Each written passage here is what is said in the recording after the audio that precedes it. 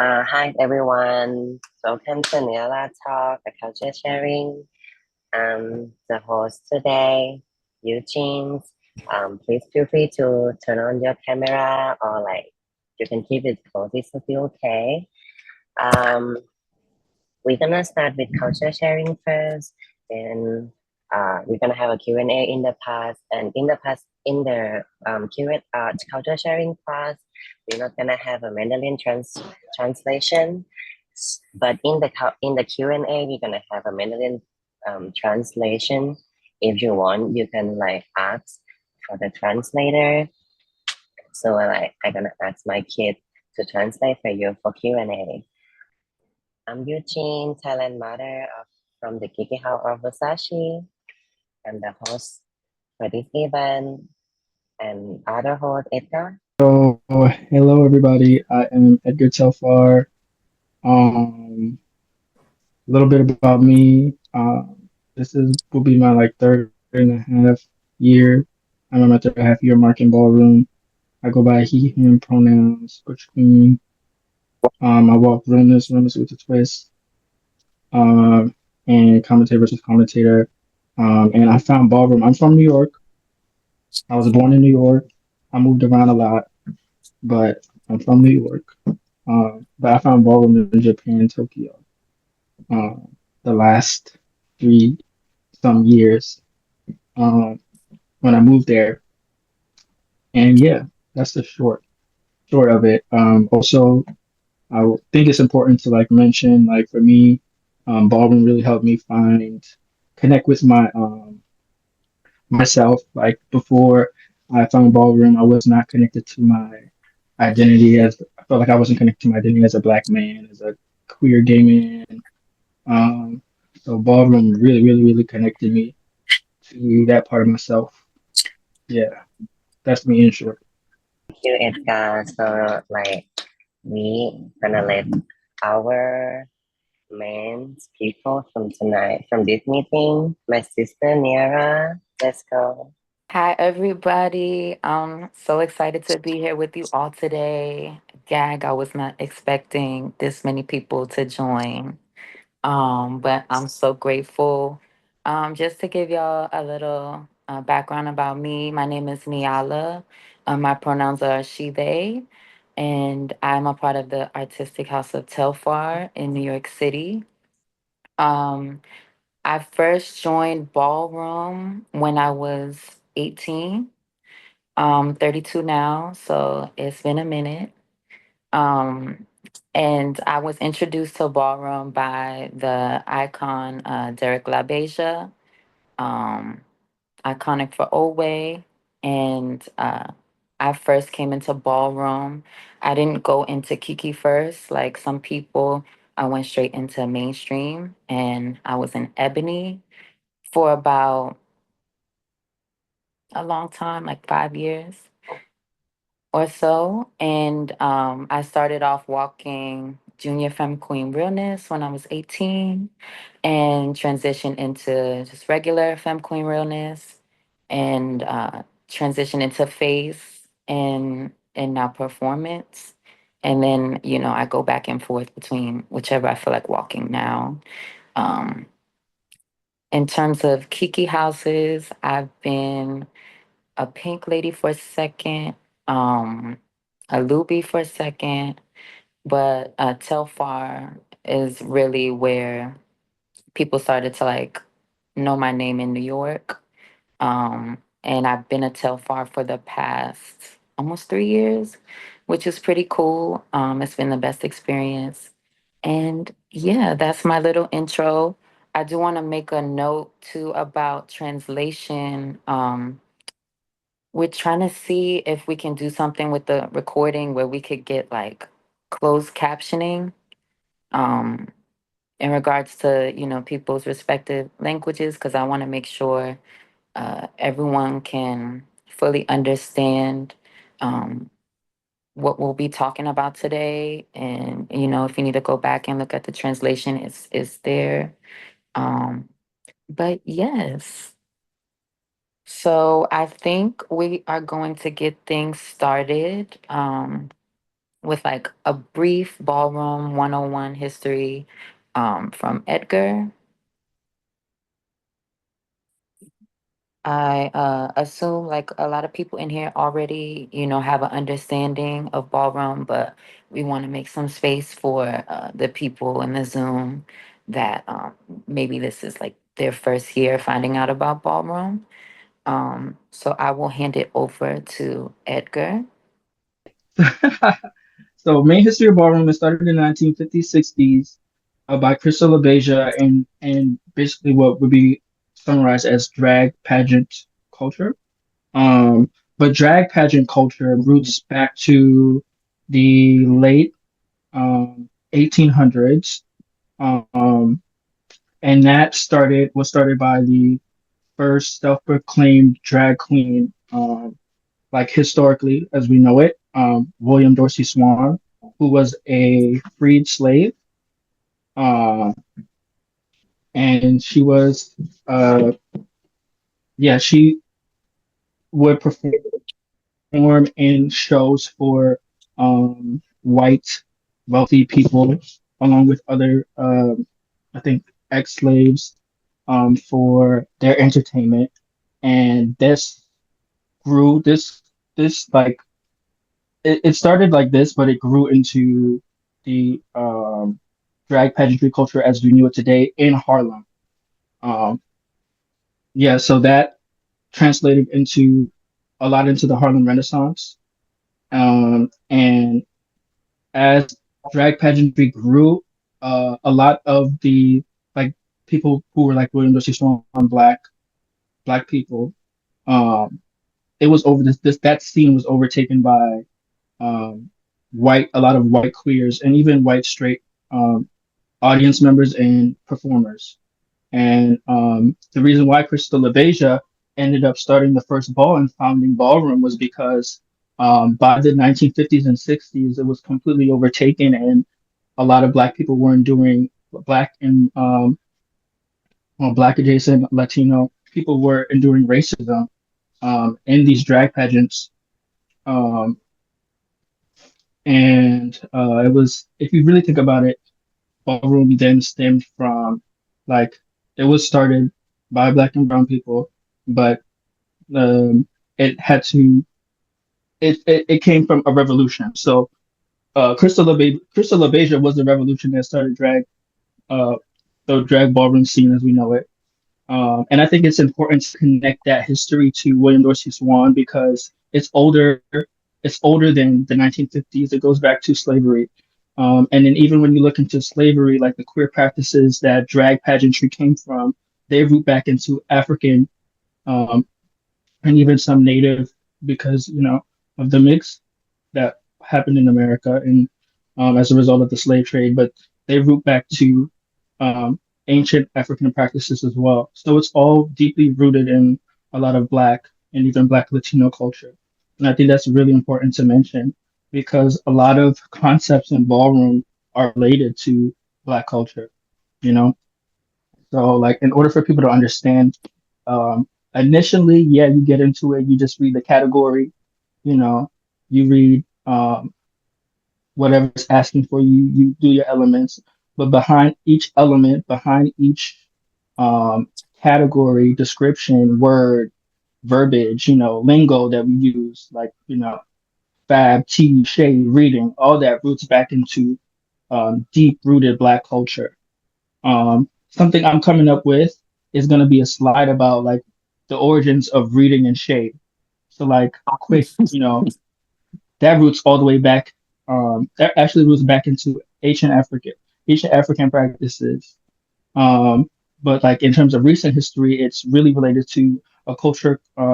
Like one example is a game called The Dozens, where Black Americans would um, basically go at each other in front of a group of people um, and basically read each other um, the best, and whoever read each other the best would win. But that was used to survive racism. It was used to grow thick skin, to grow their intelligence, their like their wit.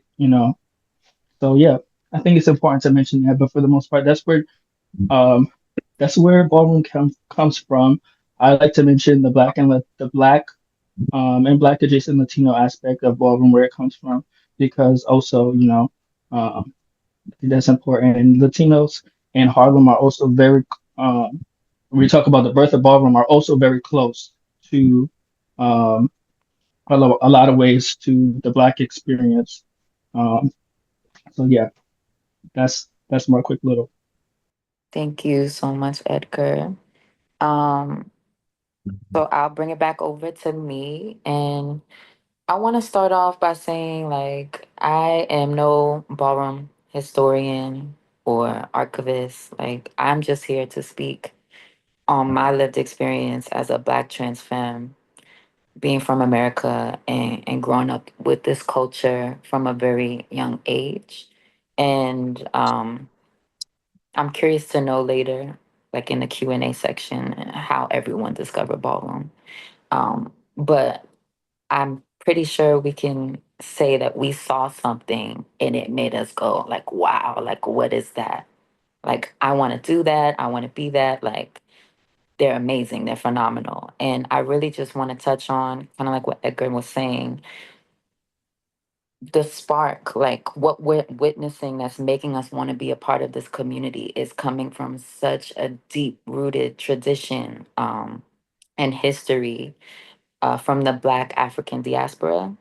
And for those of you that don't know what I mean when I say that, everything originated in Africa, right? And then when colonization happened, all of our people got split up and dispersed all over the world, right? But we kept with us these sacred um, African traditions, and they show up in our culture, the way we dress, the way we speak, the type of language that we've created and adopted from sometimes our colonizers' language, art forms, music, dance, song, all of that, right? It's all coming from this like source.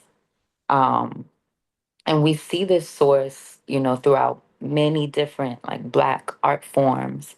For example, Vogue and ballroom is so much connected to like the Black church. It's so much connected to the hip hop community, right? And there's this thing of in the Black diaspora tradition to like tap into a higher power, right? In the church, in the Black church, we call that catching the Holy Ghost, um, which I'm sure some of y'all have seen that before. I know y'all have seen it on the floor in ballroom when people are voguing and emoting and doing into a dip, right? Like that's so similar. And I just want to like, make note of this so we can know like where its origins come from and how it connects us all, even though we're all kind of spread out all over the world. And it's so beautiful to see how, even now in 2025, it's still connecting all of these cultures and all of these people all over the world. And the point of it all is just freedom, expression, outlets to channel our rage, our pain, our joy, our love. And I think, us being like queer and trans people from different parts of the world, I think we can all relate to like feeling stifled, trapped in our environments and looking for outlets to sort of channel and express that. And this is why I'm so thankful that we have ballroom. Um, and so just, breaking it down in regards to my experience as a Black femme queen from the US, um, life is hard, y'all.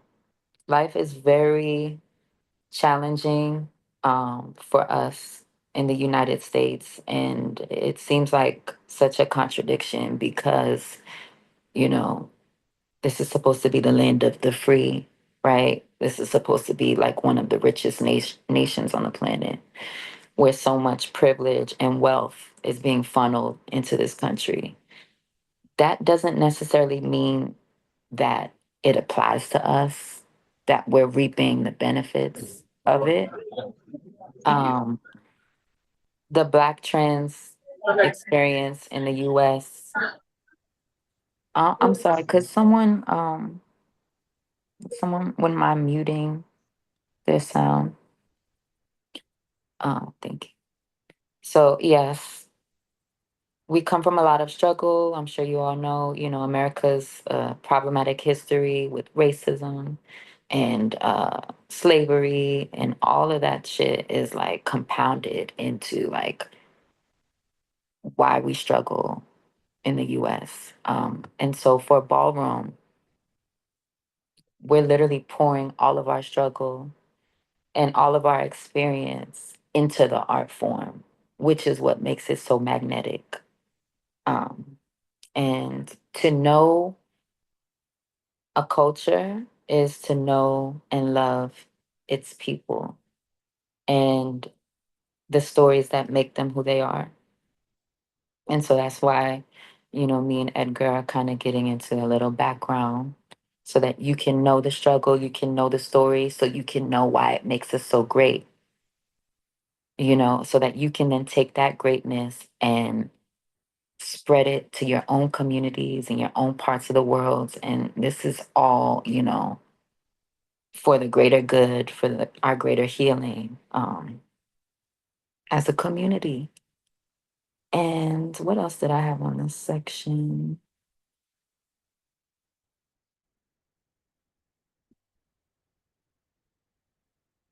Yeah, I mean, I think that's it in regards to that.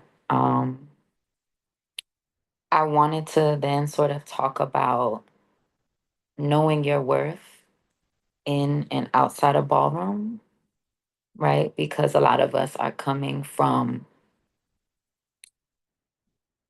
these environments and these communities that are telling us that we're nothing, that we're worthless, that we don't deserve to live, that we don't deserve to have love.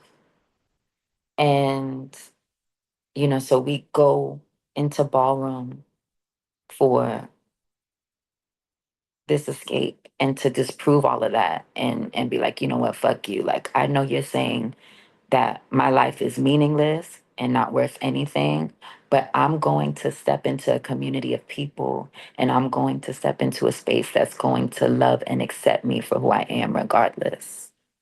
Right? And it's so important to just have a sense of who you are in and outside of ballroom, because sometimes this was my experience, coming into ballroom so young at 18. At that age, you're still figuring it out. Who am I? What am I doing? What the fuck is a job? What the fuck is a stability? How am I going to make it? How am I going to make my dreams come true?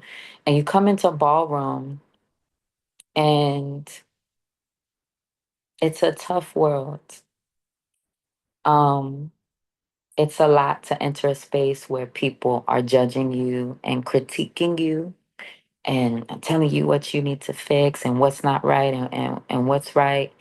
And it's very easy to become like consumed by that and feel even more lost once you get in the scene. And so this is why I'm stressing, especially to the youth in this Zoom that are, you know, this is their first time really interacting with ballroom, to really like get in touch with who you are. Because when you get into ballroom, all of the shade and the politics and the antics won't break you down as much, because you'll be able to dust it off and be like, you know what, I got chopped, but I know who I am, and I'm gonna work harder. Or you know what, it was a girlfriendy panel, and they all voted over me because the person I'm battling was in their house, but I know who I am, and I know how I'm gonna bring it next time. Um, so yeah, I wanted to touch on that too. Um, I know we were gonna do Q&As at the end, but I have a few more things to talk about, and I was just wondering if anybody had like a couple questions I could touch on in regards to knowing your worth in and outside a ballroom, or any advice you feel like would be helpful for the group to hear. If not, it's okay, but I can't really see if someone's like raising their hand or not because I'm doing this from my phone. So yeah, you feel free to type it. How did I personally find it? Um, do you mean how did I personally like find ballroom or find my worth? Ah, okay. So taking a break, it is okay to take a break. It's a lot of pressure when you come out to be consistent and never stop and never give up and win every battle. But a lot of that is, like reprojected trauma from capitalism, right? Where it's just like you gotta work and you gotta, like, yes. Um, I took a break from ballroom and I got more in touch with myself. So no, it's fine, it's fine. I took a break and got in touch with myself. That involved building community outside of ballroom. That involved working on, my artistic crafts outside of ballroom, journaling, therapy, whatever it feels like you need to be okay in your personal life is going to benefit you drastically in your ballroom career. Because once you like fine tune that confidence and that sense of self, nothing can break you down. Um, and with ballroom, a lot of us are coming from broken homes, especially like in the US with all of the trauma I told you that we have to deal with.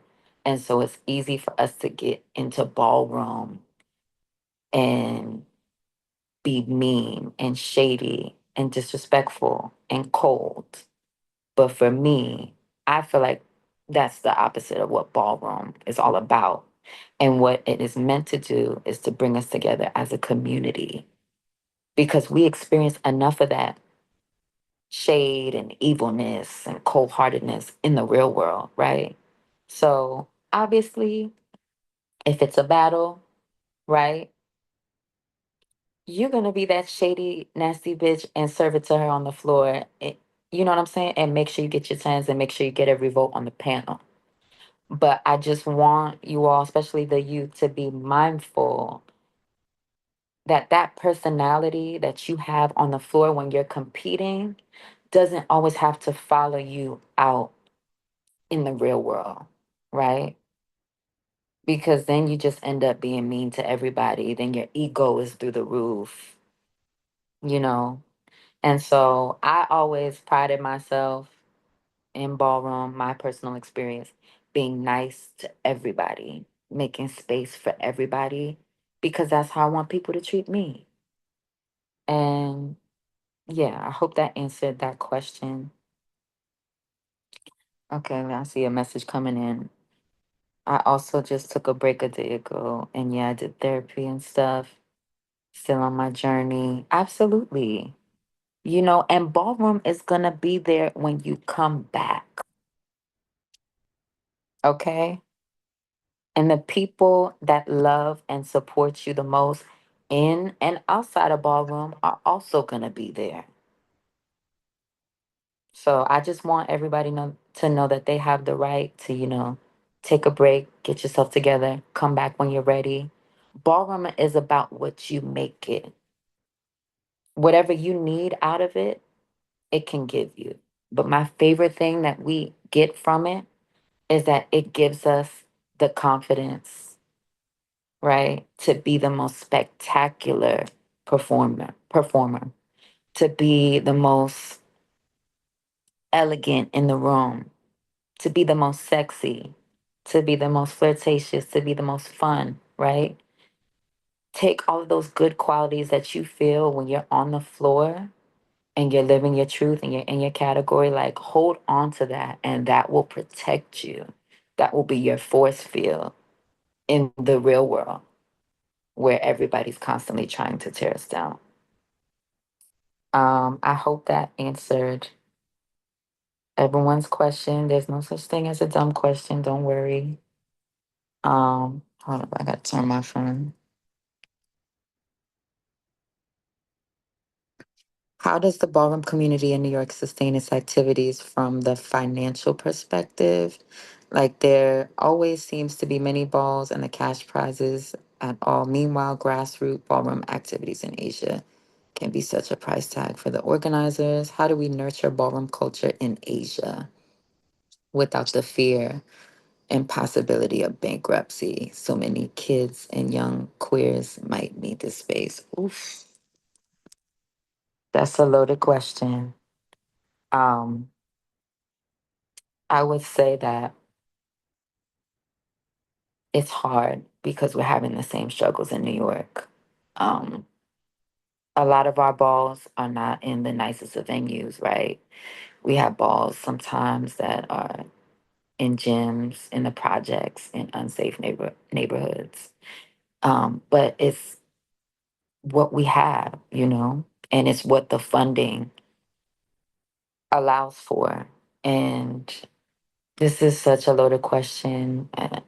I would say in a perfect world, like it would be awesome if we could just redistribute the wealth between each other, or if somebody knows a contact to put someone else on, or to get someone else a grant, or to get someone else funding, and keep it as much within the community as possible, because us relying too much on like government funding and nonprofits, like it's kind of a losing game because the money runs out. And we're seeing that now in our current political administration with Trump in the US, where the money is being divested quickly into funding and programming, not just in America, but US aid all throughout the world. Um, and I see some questions coming in, and I just want to hold for a second for the Q&A at the end. I wanted to touch on a couple other topics which kind of relate to, I feel like the main concern that I'm hearing from these questions is like, how do we protect the legacy of ballroom? Because it went from being something very underground, right, communal based, into now that is, Renaissance tour, Beyonce, Pose, Legendary, right? My House, all these mainstream depictions of ballroom are hitting people's TV screens and social media feeds. And I want to take note that it is very similar to the commercialization of hip hop. The hip hop community was sort of picked up by capitalism the same way. And it's hard because for capitalism, right, it's a one and done show, especially around Pride season, right? That's when most of the girls get booked. And it's just like, oh, yay, like, Pride, be gay, Vogue, like, and then when Pride season ends, the phone stops ringing, right? And so it's always this huge question in the ballroom community. How do we continue to sustain ourselves? Because this industry is not going to do that for us. And it's almost kind of making everybody like twice as competitive, because capitalism designs it so that it can only be one bitch in the room, right? It can't be you and your house and the other house and your girlfriends, right? They only want like a couple of us and that's it. I've experienced this in New York doing like commercial gigs and uh, modeling projects where it's just like you look around on set and you're the only one, and that's not a good feeling. Um, and so I would like for us, at the end, of this discussion. Maybe we can brainstorm together and come up with ways on how we can protect the legacy. Actually, before we get into questions, one thing I wanted to touch on too is appropriation versus paying homage to the culture. And I feel like, if you come from a place where there's not a big Black community, it's just certain things that you don't know and certain things that you're ignorant about, but it might not be intentional. But we just want to make sure that, we're not appropriating, but we are paying our respects. And I'll just throw out an example of this. You know, I've been in Thailand for the past month. I love it here. I love my sisters here that are making this feel like home for me. But, a lot of people have never seen a Black girl with an afro before, right? And it's kind of just like you know, and some people might really like my hair, or I think it's really beautiful. But are you gonna throw on an afro wig too? No. That's an example of like appropriation, or there's a lot of white people in Thailand that I'm seeing that are walking around with cornrows and braids. Um, that's also a no-no, and especially like if this was happening in the U.S., like they wouldn't be able to get away with it. But I just want to put that out there. And then I also want to give a respect, an example of paying respect and paying homage to, maybe you might see, like, you have your favorite femme queen, right?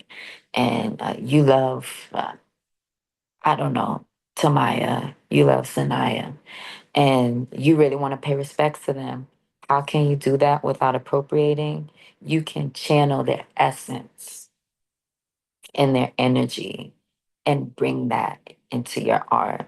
So if you walk femme queen performance, Vogue femme, twister, whatever, and you want to bring it like your favorite from back home, like do that absolutely through the art form and the essence of their energy. But it doesn't necessarily have to, involve like looking like them, if that makes sense.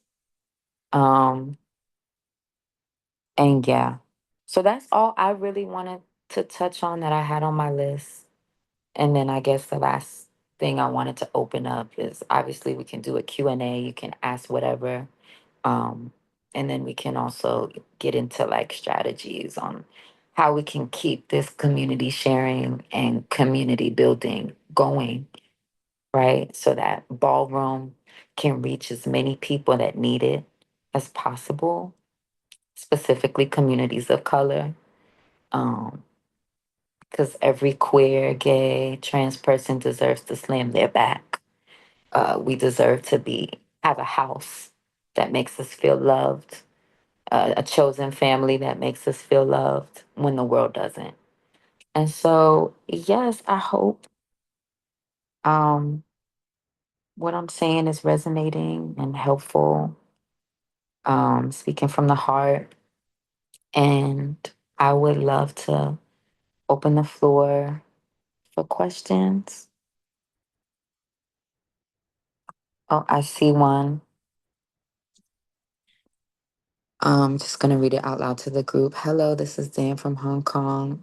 Love to have your sharing. As you know, many pop commercial now using Vogue Ballroom as some gimmick for their promotion, but some of them didn't really understand what is Ballroom and Vogue. How would you see this? Like, are they are using the culture, or this is a good starting point for people to know and discover our group of people in the community? Yeah. For me, it feels double sided, um, because there is like strength and power in visibility. But I really feel like it all boils down to intentionality. Like if you are just gonna pick us up for a season and just, put us down right after that, you probably shouldn't touch it. But if you're actually coming from a place of good intention and want to use your privilege and your platform for good, I feel like absolutely hire the girls. Put us on tour, put us on magazines, put us in everything, right? Because we deserve it. But I think it's about the person in privilege and the person in power actually like wanting to do good for the long haul, not just for the season. And continuing that good by continuing to book us. And yeah, it's a lot of people whose first experience um, interacting with ballroom was the Renaissance tour from Beyonce and that album, right? And so it's just like, how do we keep the girls booked without just using us for a season? Your heart has to be in it. I hope that answers or helps. I'm sorry, sis, it's a little choppy with the connection, so I can't hear the question. Okay, so like I want you to share about like trans experience in UX, both of in and outside ballroom, and not only for like trans women, trans men, but also including non-binary people there. hmm So, in New York recently, thank God, they've thank you. Thank God, uh, the scene is evolutionizing and opening up, giving more space to people, right? Because it's traditionally very black and white. Um, especially with realness categories. Like, this is the prototype and the archetype of what a femme queen needs to be. This is what a realness boy or, needs to give. And it's 2025 now, y'all. And we're not in the 80s anymore. And there's so much more expansive language and identity that we need to make space for, right? Because these people deserve a place in ballroom too. And I'm happy to say that in New York we have, GNC categories, um, every Kiki ball almost now, and it's not that many people that walk, but the ones that do, I love them to death. They're my friends, they're my family. I also identify on the non-binary spectrum, um, and that might not make sense to people because of how passable I am, but I still represent femme queen. I still represent non-binary. I represent it all, right? My human experience is not limited. And so I think I would love to see more categories for non-binary GNC community, um, more people participating, more people that they can think that they have a place in ballroom, um, regardless of how real or how passable they think they are. And I know Eugenia said that you wanted me to talk more on uh, my experience in the US, and I can touch on it again. It is really a lot of struggle. I see the questions coming in. I'm gonna check the chat in a second, but just really quickly, it's a lot of struggle. Um, a lot of people that are legends, icons, that seem like gods to us from like the computer screen and from the clip. But like in reality, in America, it's a struggle. And they are so great because they have persevered so hard through that struggle. But yeah, I'm really especially with, Trump. It was like this before, but it's getting worse now. Like, I really want everyone back home from my ballroom community to have a good life, with more opportunities and more places to shine and showcase their work because it's so needed. And then let me get into this chat. Thank y'all for asking questions. Do you sometimes have the feeling that we forget in ballroom that we are all one and to support each other, and that we shift the focus too much on battle and to be? Well, yes, absolutely. Um, and that's something I touched on a little bit before. Ballroom is based on competition. Absolutely. But the issue gets sticky and a little problematic when we bring that competitive energy into our real lives. Now, because you won grand prize of the year for the past 5 years, whatever, now you're thinking you better than everybody, right? And I feel like a true ballroom icon and legend knows that they're never done growing, and they're always a student. It's always something to learn. It's always something to heal. It's always someone to help. And that's why going back to knowing your worth in and outside of ballroom, we can't be in such a rush to like see a clip, and think like, oh, this is it, right? Like, I just have to be legend. I have to be icon, or else I'm worthless in this community. I've been in this community for the past 14 years, and I never had any intentions of being legendary or an icon. And that's just my personal journey. That doesn't have to be everyone else's. I wanted to be legendary for being kind and welcoming and supportive to people, especially the youth. I want people to know me for my character. I want people to respect me for my craft. And I've been fortunate enough living in New York City where I have so many legends and icons that just love me for me, and what I do in and outside of ballroom. And so, yeah, just know your worth. Um, and it should never be too catty. The moment ballroom starts making you crash out, time to take a break and come back when you feel more equipped to like handle it, because it can feel like a lot. I hope that was helpful. I'm gonna go.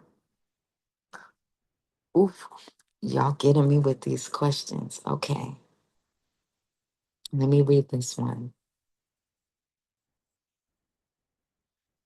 Thank you so much for sharing, Niala. I'm trans and hoping to encourage more trans people to join Ballroom.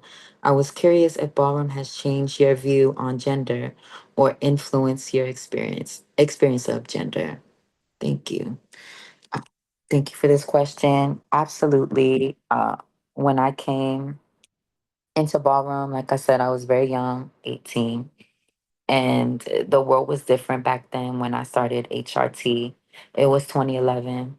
So not only was it ballroom being very black and white, it was also the real world being extremely black and white. And there was no non binary terminology. And so um, ballroom made me realize that my identity is bigger than realness. It's bigger than just one specific category, and it's okay if people don't understand that. But as long as I understand, you know, the dimensions and the different parts of who I am, that's fine. Um, Next question I'm seeing in the chat.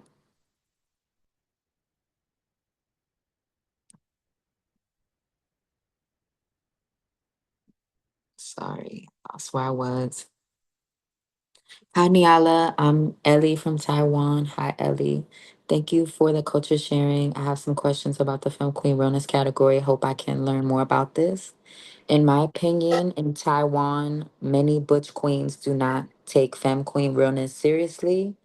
They struggle to distinguish femme queens' physical traits such as muscle, bone structure, and facial softness. You better talk about it, Ellie.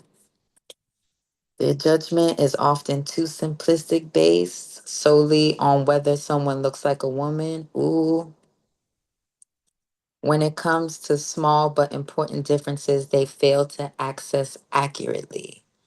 Is it fair to judge realness when the judges cannot recognize fine details? How can fairness in the competition be ensured? Has the lack of understanding about femme queen realness ever been an issue in the US? Has the issue been raised and resolved before? Are the judging standards in the US more rigorous than in Taiwan? Um, that's a big question, Ellie. And it's so important. And as someone that has walked the category, I have felt that regardless of how real or passable people think I am, it has felt like too much for me and my personal experience.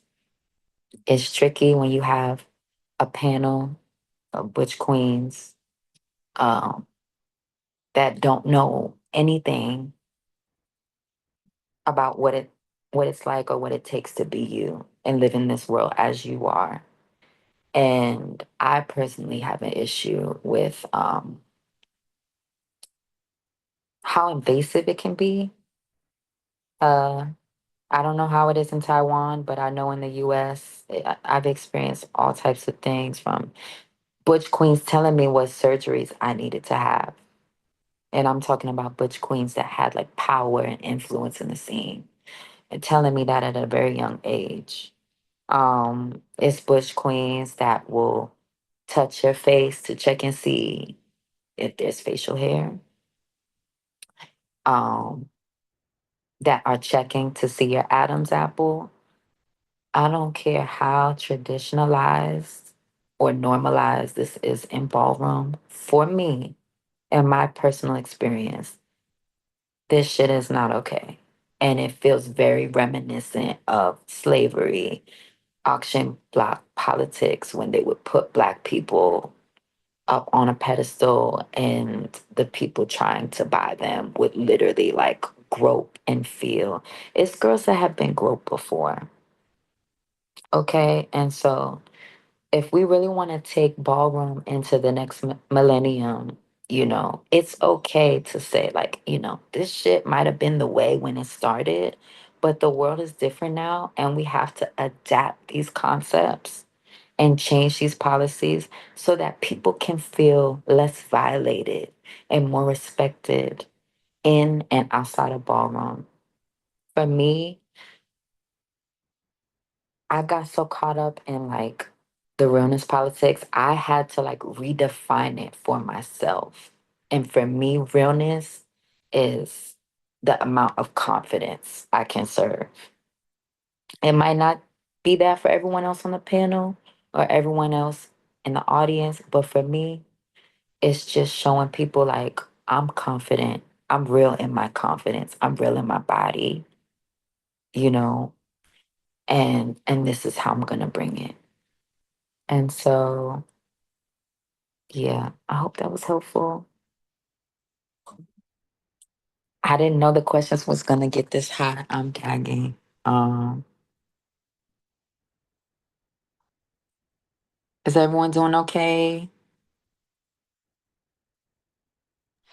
Also, like when you say about like the confidence, and someone's just trying to like say it to you, like, oh, you need to do surgery. I want to know from the other category to like example like face, because like when I saw like face in US, like everyone like have surgery, you know. So I just feel like how you feel about like you know judges or like about the surgery thing. that like sometimes, you know, ballroom make me feel like I need that surgery. Mm-hmm. That's a very important question, sis. And as somebody that has never had any surgeries done, I've also felt that walking face and other categories. I still want surgery in the future. I'm never knocking surgery at all. But there is something to be said about, you know, the pressure sometimes that ballroom can make us feel to have certain surgeries to feel validated in our identities. And what I would say to you in this situation is take a break. Taking a break never hurt nobody. The people that truly love you in community, they're not saying that shit. They're saying, Eugene, you're gorgeous. If you want to have the surgery, bitch, I'll be there in the consultation room. I'll be there in the aftercare room. I'll bring you some food when you're healing. That's the type of community we need to be surrounding ourselves with, you know? And so if it ever starts to feel like too much, you have to step back, you know? And if that's like messing up your ballroom career, oh well.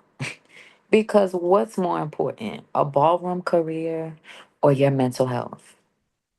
And like I said before, when your mental health and your worth and everything is in alignment and good outside of ballroom, that's when you can come back to ballroom and be like, bitch, I'm here. No surgery, here. Fresh off the table, new bags, new FFS. I'm here.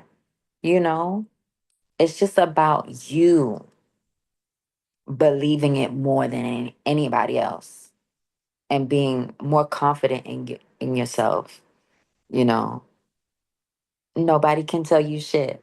And I'm sure everyone in this fucking chat right now is looking at you like mother, beauty, talent,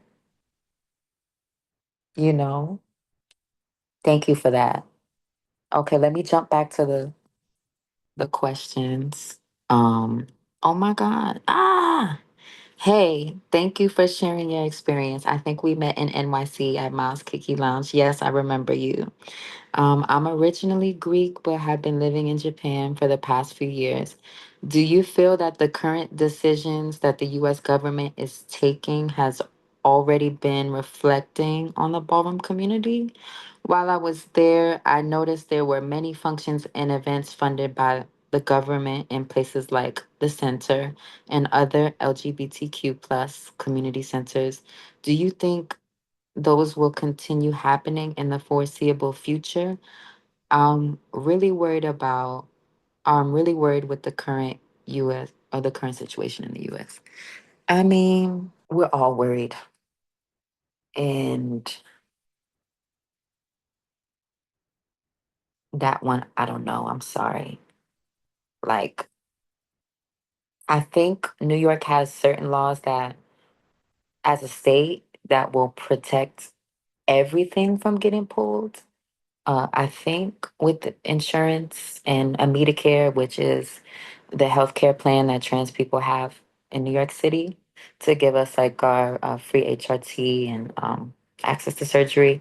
I think certain things can't be touched, but I don't know. Um, Doing too much research on politics stresses me the fuck out. I hope that they don't pull anything.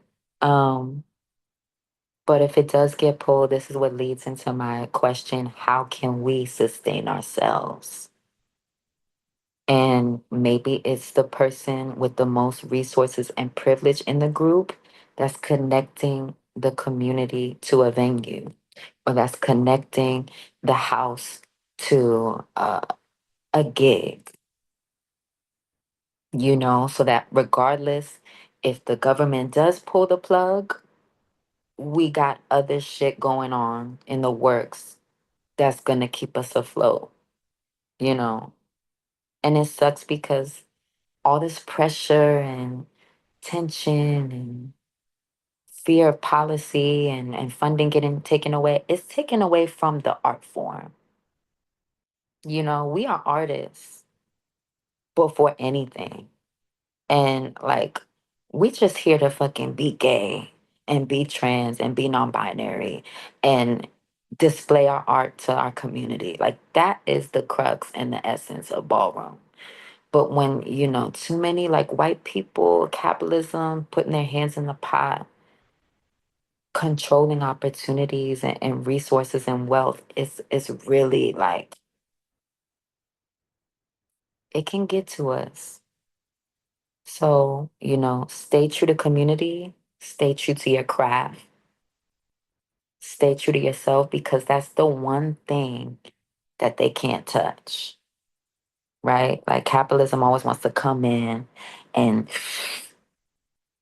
take everything and then re-showcase it and then make a coin off of it. But the gag is knowing that they could never be us, and they don't have the strength, and they don't have the talent, and they don't have the essence to do what we do, right? And so, as long as we have that, ballroom is never going to die, regardless of if the funding gets cut or not. And so, just let's all just keep staying true to ourselves and our artistry, and we're going to be fine. But it's really about us supporting us before waiting on them coming in and saving us, if that makes sense. Quick chime in before you go to the next question. I remember you shared to me an idea that you had about international, and you shared that with the group. Yeah. Oh, this was me just being crazy, y'all, and just me dreaming on the phone the other night with Edgar. I was like, what can we do? Like, how do we fix it? Like, how do we end this on a hopeful note? I would love to see some sort of coalition be formed internationally where it's just like people that are in it for all the right reasons are coming together and sharing ideas and sharing wealth and resources and opportunities. Um, Kind of like similar to like the United Nations, with, you know, like everybody coming together for the sake of this sacred art form that is ballroom, that is trying to get swept away by capitalism and government and politics. So like, I mean, this Zoom right now is so healing for me to just talk about my experience with y'all, and I hope it is doing the same for you too. Just spaces of us coming together and reimagining shit, right? Like, let's start there, like a conversation. Um, Maybe you get together with your girls one night and it's like, okay, it's documentary night. Let's throw on a documentary and learn more about the culture. And then let's go back to our homegirls or whoever, our people, and let's share what we've learned. And also, side note, I want to send out an email or a DM. I want sent out to everybody with like some resources for like ballroom films and you know, just for the people that are newer or for the people that haven't seen certain works at all, for them to just get more knowledge and information on the culture. Um, but yeah, I was saying something like that. Um, okay, I'm gonna go back to the questions. Um, I'm non-binary and I really appreciate the support in the community, but sometimes I don't really know how to deal with how we use stereotypes for gender. I totally get the concept of realness, and it continues to be so important. Still, non binary people exist, and a non binary person can present femme or male. How can we be more open for that without reinforcing stereotypes while still respecting the importance of realness? Thank you so much. Thank you for this question. I hope a little bit of what I said before touches on that. Just like, yes, there does need to be more space created for this community to exist. And it's about people changing their mentalities and being like, okay, like I know this is how it's always been done, but the world is different now. And these people deserve a space too. And so maybe you don't walk that category. I stopped walking realness for years. I only came back to it last year because I was broke and I needed the money. And I was just like if I have to just like do this, like to sustain myself, I will. But it's personally something that I don't enjoy walking because I share the same sentiments as you. And so I just think the more that we evolve together as a community, the more further we get into the future, you know, I hope it changes. I hope it becomes more open and accepting.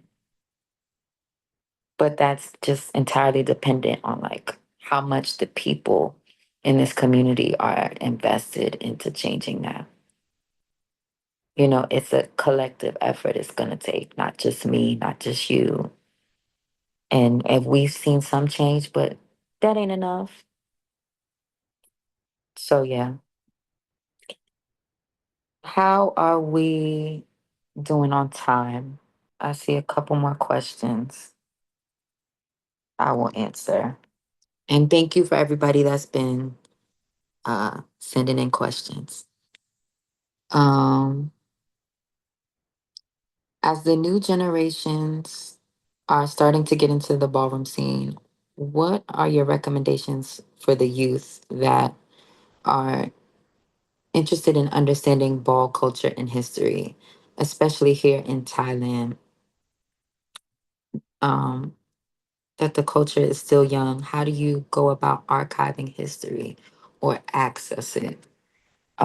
Well, that's a great question. I think the number one way people are interacting with ballroom right now is through the internet. There are several Instagram pages, um, and there are several YouTube channels where you can go back into the archives. Ballroom throwbacks, if you don't know already, was kind of like where it all started, and it's like the biggest, I feel like, um, archive on YouTube. Um, there are some good Instagram pages. Um, there's one called, I think it's called I Am Sugar Champagne. If you can remember that, or type in Sugar Champagne. And that was run by a trans sister of mine from back home that recently passed away this year. And her life work was, you know, like putting that on the internet and making sure, you know, it was there. Um, Noelle, Mother Versace in New York, is a great archivist. My sister, it's everywhere. Twitter. Uh, I can't remember them off the top of my head, but maybe in the drive where we include some films, maybe we can add some like cool like Twitter and Instagram pages as well, so that the youth can just like turn on the channel and tap in. I hope that was helpful. Okay, next question. Thank you so much, Niala. It helps a lot.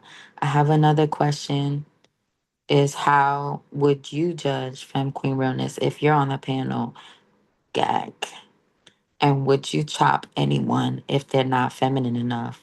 Or would you let them get tens for the respective femme queens? I personally wouldn't be on the panel for that. Or if it was time, we're all different, y'all. Me, I can't do it, especially with the privilege that I have, the passability politics. I'm never gonna sit up here and tell another femme queen chop. I've been chopped for realness, and that shit still like makes me sad to this day. And so this is just me. This doesn't have to be everybody, but I personally wouldn't want to participate because I've always been the type of person where I want everyone to feel like their most beautiful, most confident selves. Okay, next question.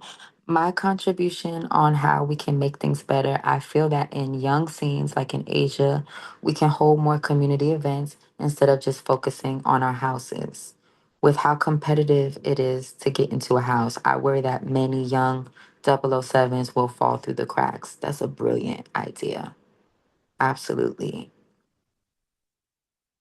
Yeah, because we don't always have to just get together with our houses, right?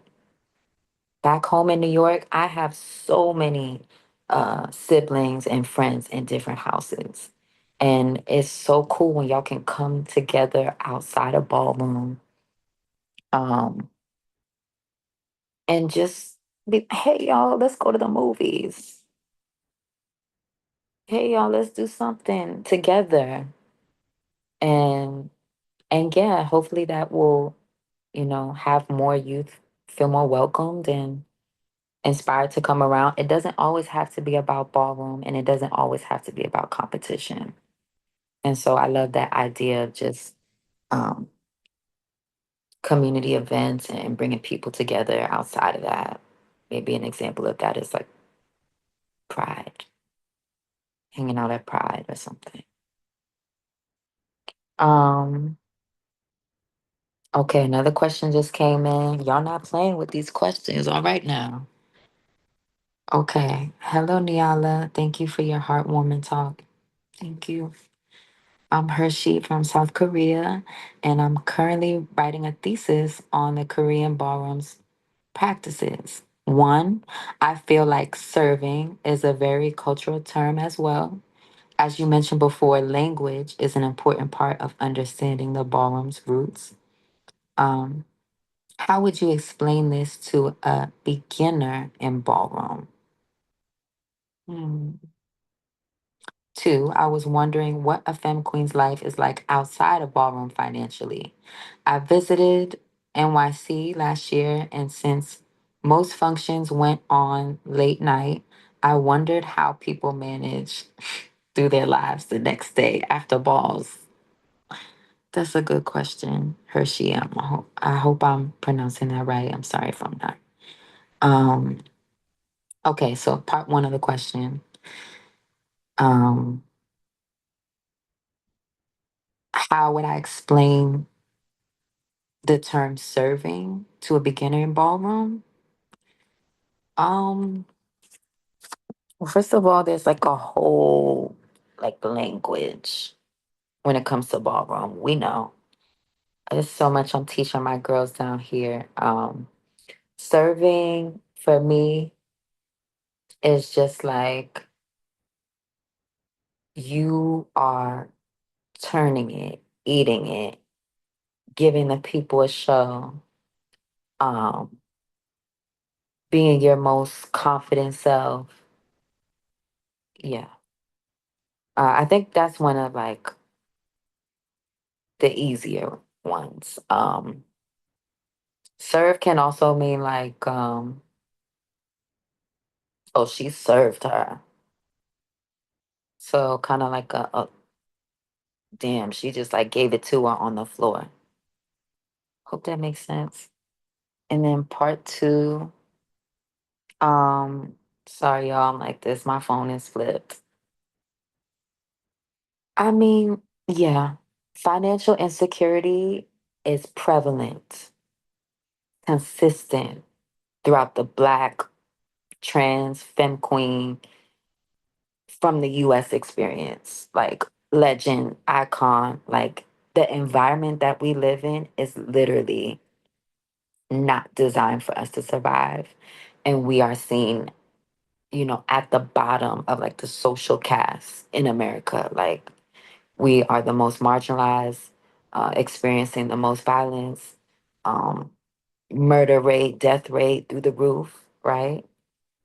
And so, yes, like maybe it's a little better in terms of like a femme queen can get a job, but that's all subjective and based off of like, okay, how real are you? How passable are you? You know? Um, what skills do you have? Do you have a college degree? Like a lot of that shit is like a glass ceiling that keeps us from reaching a certain level of success. And a lot of us, myself included, have had to and still have to escort uh, to make a living. And there's no shame in that at all. Like sex worker rights, like to the moon and back. Like, we have to do what we have to do to survive. But it's hard. And I wish it wasn't. Um, Next question. I really appreciate everyone's time and for listening to what we have to share. It means a lot to me. Um, Azula. Hi, Niala. So grateful for this culture sharing. One, do you have any advice or tips for navigating ballroom as a non trans person, such as butch queens and cis people? Two, can you give any tips, advice, morals on how to navigate ballroom as a non Black or Latin person? Excellent question.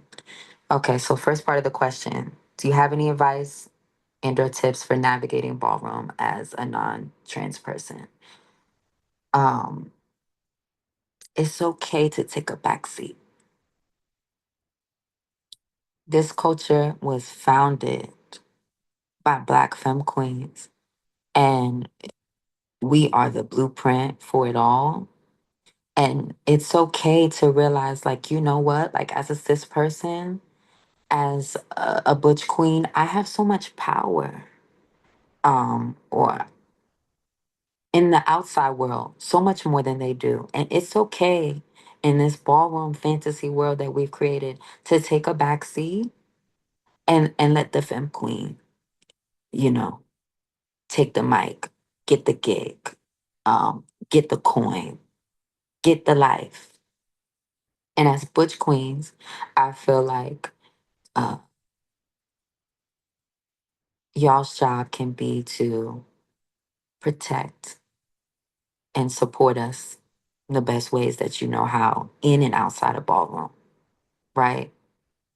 Because in New York City, when we leave the ball and it's late at night and the trains are crazy, crazy violent, crazy weird, like sometimes we need the Butch Queen to pay for our Uber, our car.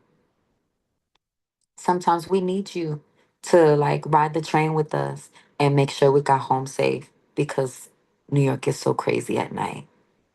And so I don't want you all to feel like erased or that there's no place because this world was founded like it, you know, all of us working together. But I would just say, know your privilege and know when it's time to take a step back and know when it's time to like help amplify a femme queen in regards to their safety, their opportunities, the resources, anything. Can you give any tips and advice on how to navigate ballroom as a non Black or Latin person? I'm never going to be the type of person to gatekeep ballroom and be like, oh, this is just for us. Like, no. I feel like the ancestors, the transcestors before us, like, that don't get to like live out their fullest lives because they've been taken away from us too soon. I feel like they would want the type of healing and love that they experienced in ballroom while they were on earth, I feel like they would want that to be universal and worldwide. I feel like the type of healing and the type of outlet that you can get from ballroom can be for everybody. But I would circle back to that point that I was making earlier, appropriation versus paying homage and paying respect. We never want to like make a mockery or a spectacle of the Black ballroom experience. We want to pay respect, you know? So that's you uh, learning the art form, channeling your idols, you know, using your privilege to help the Black ballroom community if you have it. And so I would say those are the best ways to navigate ballroom. And, you know, just be. While you on the topic of making a spectacle, you also brought up documentaries before. It's something else we talked about. Like even educational resources and iconic historical documentation around ballroom and the black and trans queer experience. Can you talk about the nuances of also that um, being when that is also problematic and how that's been used against us because of commercialization and all that stuff?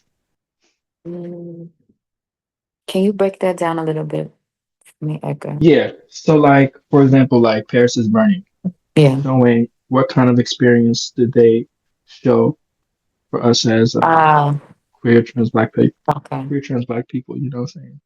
Okay. So all this shit is related, but back to the topic of capitalism. What capitalism loves to do is get the sob story. Uh, if you don't know what that means, like get the story that's the tearjerker that's gonna make everyone cry, that's gonna make everyone feel an emotion, because in entertainment, that's what sells the most is our pain. So a lot of times we've had people come into our community. For example, with Paris is Burning, I know that is like the go-to like ballroom history film, and we are grateful for the people in it that we got to see a glimpse into their lives and to know their stories at that time. But it's also important to note that many people in the community didn't like what was happening in regards to that, didn't like that white people were just coming into our community with cameras and, you know, getting a story and trying to make money off of us. And so, yeah, we're grateful for Paris is Burning for what it is, but like it's also important to note, like, okay, like who's behind this story? Who's holding the camera, right? And what's their intention? Because it shouldn't have to take us bearing all of our trauma and all of our pain in order for you to get to want to invest in us, right? It shouldn't have to take that. You should be able to see the Black trans queer experience and be like, I'm in. You have my support. Y'all don't have to be getting murdered every day for me to feel empathy and like, oh, like I think I want to help. No, it should be automatic. And yeah, I think that's where I want to end that answer. Is everybody doing okay? I know I've been doing a lot of talking. Um, does anyone want to come off mute and say anything? No pressure. The messages are fine, but I just want to do a little temperature check and see how everyone's feeling because I completely lost track of time. And I hope everyone's feeling okay. Um, Hi, can you hear me? Hi. Um, I just want to say that I'm glad to be able to hear this conversation for the first time Yeah. because I'm also new to the ballroom community. I started like last December, and just to show appreciation to everyone that to like to give me a chance to grow in this community because it felt nice to like know that you have a community to help you back, to make you feel yourself more, and to know my worth, which is that is what I love. So yeah, just that. Yeah, Thank that's you it. so much. Thank you. I really appreciate you. And I'm glad you took something away from it and felt seen in this because I didn't really know like exactly what direction I wanted to take this conversation until last night. So I'm glad that you feel a part of it. And I'm glad that you're here. Like, congrats. What what are you interested in ballroom? Like what category are you? So I started with Owe, and then later on, everyone told me that I can do realness, butch queen realness, and so I try. Yeah, that's my two categories I'm going with. So yeah, Okay. Nice. that's it. Thank you for sharing. Yeah, does anybody else? I want to make this more interactive. Um, for those of you still here, does anyone want to like share? Everybody, hello Niala. Can y'all hear me? Hi. You mentioned earlier that ballroom is like black church, and we Mm, we try to summon, try to get into the spirit, or try to like get into that light. mhm. And I wonder if y'all could share more about that and how we can focus more on that instead of fighting each other. Yeah. So it all goes back to survival, right? Like we can date this back to slavery, when the slaves had to come up with Negro spirituals. For those of y'all who don't know what that is, those were specific songs that contained a secret message, sometimes on how to find pathways to freedom.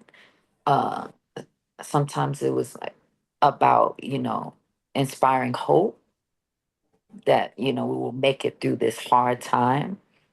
And so it's really that deep. And so the Holy Ghost is like a complete download of just like I'm having an out of body experience. The ancestors are taking over. Like it's it's that, right? And we see it when our favorites go into a crazy breakdown, a crazy dip. Like it's like, oh, it's no way she's on this planet with us right now. Like this bitch done blacked out, went back to like the multiverse, came back and is blessing us with a gift. Um, and yeah, like that's what it's about. Like, and we all have that ability to tap into a greater spiritual power outside of our bodies. I think that's why a lot of us are artists, right? Because we're constantly chasing that feeling. And once you tap into that feeling, what? It's a conversation. It makes the other person want to tap into their, sacred place and to showcase their download and their gifts. And then we have a dip for dip battle, and now both bitches are going off losing it. And the judges can't decide because it was like that tea and that good. Um, and so, yeah, I really want that spiritual experience to be respected and to know like its deep, rich roots in the Black community and to see how healing it is. Like, that's honestly why we're all here, is because a bunch of queer, trans, Gay bitches got together, got the Holy Ghost, felt the spirit, and it inspired an entire universe to want to join in. You know, that's what it's about. Does that answer your question? Thank you so much. It was beautiful. Do you have any practical tips to make that so we can practice that more? I don't think it's something that can be practiced or like not similar to like technique. Like that's something that needs to be fine-tuned and practiced and ironed out. But I would say get in touch with self, get up in that journal, get up in them demons in that skeleton closet, write down your truths, write down your dreams, and then pour all of that shit into your craft. And it will come. Yeah. Thank you so much. You're welcome. And I saw someone come off of mute and turn on the camera like at the same time as you, Azula. And so um if that person's still here, did you wanna ask your question? Thank you. Hi, thank you for sharing. I'm a friend of Malcolm's who sent me. Ah, I'm really happy that you're in Thailand because I moved here from New York and yeah, it's been really special to hear you speak your experience. So oh, thank you so much. Oh, so you moved to Thailand too? yeah, Oh, I gotta invite you to the next session that we have every Friday. Yeah, we'll stay connected. Hit me up on social media, and it's so nice meeting you. Oh, I can't hear the sound. be my fan. Oh, yes, the fan. I'm wondering if this might be a big question, but if you have a structure, like if you've noticed structures developing to protect the essence of like what we're talking about right now. So the kind of spiritual aspect of Mhm. ballroom, if there's been a development over the course of your time practicing that is accessible when the movement is so commodified, like if Mhm. that you use to talk to people who hire you, or if there's like certain things that you kind of develop within your circles, and Mhm. if there's a Mhm. that you can like speak to Yeah, protect, like honor, like the sanctity of practice. absolutely. Community, community through and through. Back home in New York, it's like a Kiki lounge, like 3, 4 times a week. It's always something going on. And that's something where like, the cameras and the institutions and, the capitalists, they don't have access to that. Like that's strictly our space. And so if you don't have it, I definitely want to shine a light on Miss Eugene. Mother Versace is exemplifying this to a T, where there's not a big scene here in Thailand, but she has assembled a collective of superstars. Um, and she creates this weekly space for us to come together and do our thing. And so none of this would have been possible without her and extending her love for community and her love for the scene to me and to all of us through this Zoom. And so I definitely want to highlight her as an example and give her her flowers because she's T, y'all. Get into Eugene.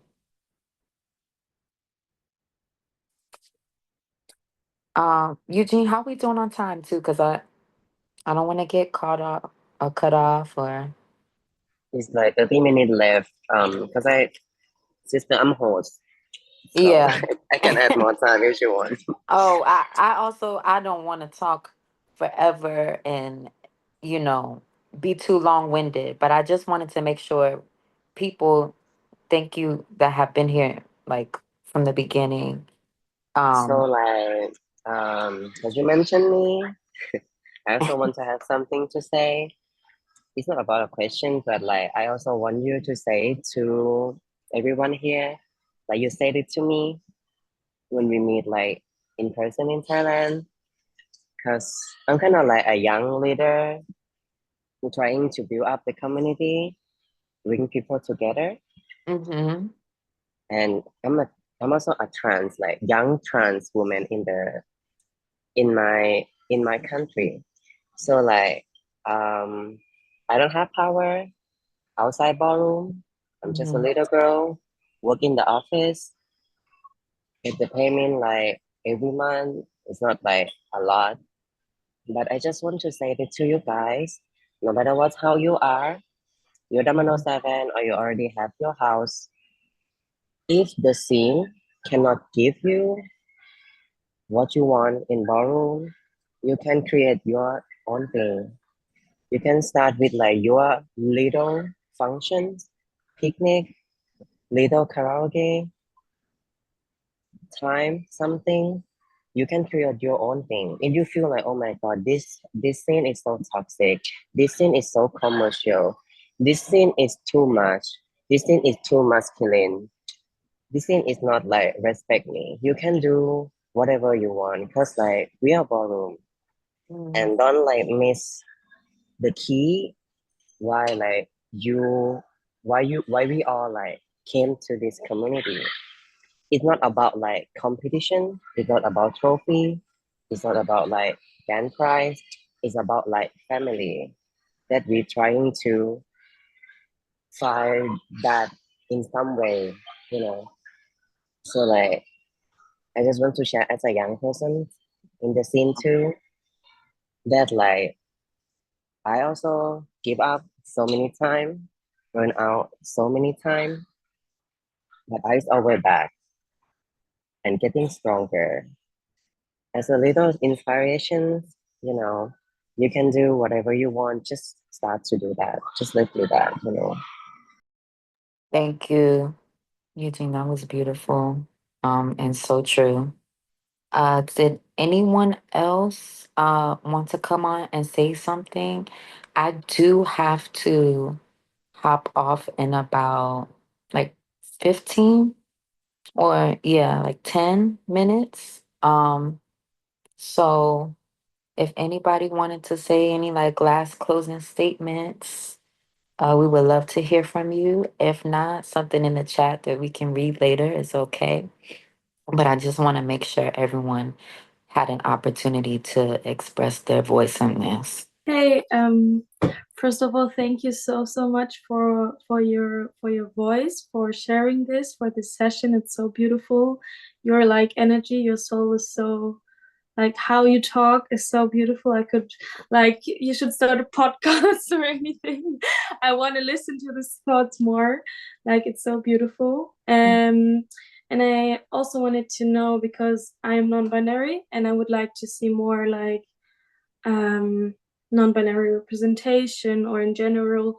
I'm really interested in like how non-binary people have been integrated or what they did back then when there was no GNC, no non-binary face or anything. Is there like some kind of archive or videos or anything about like non-binary people in the scene? Thank you for the question and the compliment. I really appreciate you.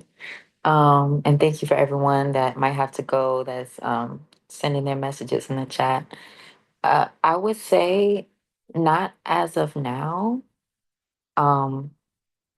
because it has been so like newly integrated into the community. There needs to be. I 1000% agree. But I have my non-binary friends back home that are eating their respective categories, like chewing. Um, Look up Gem Jericho GNC face. Um, you can also look up Mother Silk. She created her own house back in New York, the House of Silk. My sibling that I love very much, they walk runway. There is Cuisine Gabbana. that you can look into. And just because there's no film out yet, right? Because it's so new to the world. But I just would like to shed light on like some people that are shining back home, for you to tap into. Yeah. Who else? It's a few that I just can't think of like on the top of my head right now. But yeah. Maybe I can like send you their Instagrams, like if you send me a message, so you can just like see like, oh, this is what the non-binary community is doing in New York. Fab. And I'm hoping like next year, 5 years, 10 years from now, like everything is tripled in numbers. And I feel like that's what's gonna happen too, because like more people are Gen Z coming up and being like, gender, like what the fuck is this? Like I want to be free, you know? And I feel like it's gonna be a storm is coming, and it's already here. And so yes, all my love to you. Thank you so much. Oh my gosh. And is your Instagram linked in the promo pic? Oh, gag. We should have did that in the beginning. I should have pinned it in the chat. But yes, my Instagram, Edgar, Yujene, is tagged in the flyer that I'm on. So yeah. Perfect. Thank you so much. You're welcome. Okay, y'all. How we doing? Does anyone have a question more? So if like anyone don't have a questions anymore, I'm gonna like end this meeting. So like thank you so much everyone to support us for this like culture sharing. I created because like I just want you guys to know the same as I know from her. I have been like spend time with her, talking with her for like a month right now. So like I also want you all people in Asia heard that from her. And now like you all already know. Harry. I want to add too. I'm so thankful to Eugene and Niala for making this happen. I mean, I'm also just 3 years in it here in Asia as well, but a lot of things are new, and this is the first time I've seen something like this. Um, so like what we talked about, everything. I think her voice is as amazing as y'all thought it was, like in the way she broke everything down. Um, so I'm really grateful to be a part of it. If anybody wants to like dig into like resources translated in different languages, I'm trying to make that a thing of mine to translate like some historical, cultural pieces on my page and some pages connected to me. So you could follow me for some information. Yes, thank you so Okay. much, Edgar. And yeah, like I want to make sure if anybody has like a request for a specific language, I don't know how to do this, but like if it could be sent to maybe Edgar's Instagram, and then either maybe Edgar or Eugene can send out like a Google Drive link uh with like some films. I know our sis Mui is like an excellent archivist and already has some in a folder um for people to tap into. And yes, thank y'all so much for everything. Thank you so much. I thank you too, sister. And one thing like, before we end, I know like, in Asia, ballroom is still new for us. We still need to learn a lot from like ballroom cultures and also like black culture as well. Mhm. So one thing that I want you guys to know, same as Mira like said it to me, it's okay if you don't know something. We still can learn. It's okay if you say, I don't know this. Can you explain? Nobody gonna judging you like, oh, you are dumb. You don't, why you don't have, you uneducated, something like that. It's okay if you don't know. If okay if you cannot find on Google. It's okay. Like you can ask anytime you want. You have like our Instagram. You have Mira. We have Edgar living in Asia. So if you don't know anything, you can ask. it's very simple, like, you know, yeah. And like, thank you so much for everyone to like join this meeting, and also like for donations. Every coin gonna come to that sister, that Niala, in 1 hour. So like, but and if anyone wants to like donate more for Singaporean, you can use Pay Now by my number. And if anyone wants to do like really buy like a PayPal, you also can text me to donate. But I like really appreciate that you guys like helping us, because that money mean a lot to Niala. I would say that, and I'm so grateful that like so many people from like so many countries in Asia support me and my sister and Edgar. You know, if anyone don't have anything to say, I'm gonna end this meeting. And yeah, Niala can rest and everyone can rest too. Thank you so much, everyone. The Thank video, I will you. figure out how I can get that. Thank you so much. Thank you so much. Bye, everybody.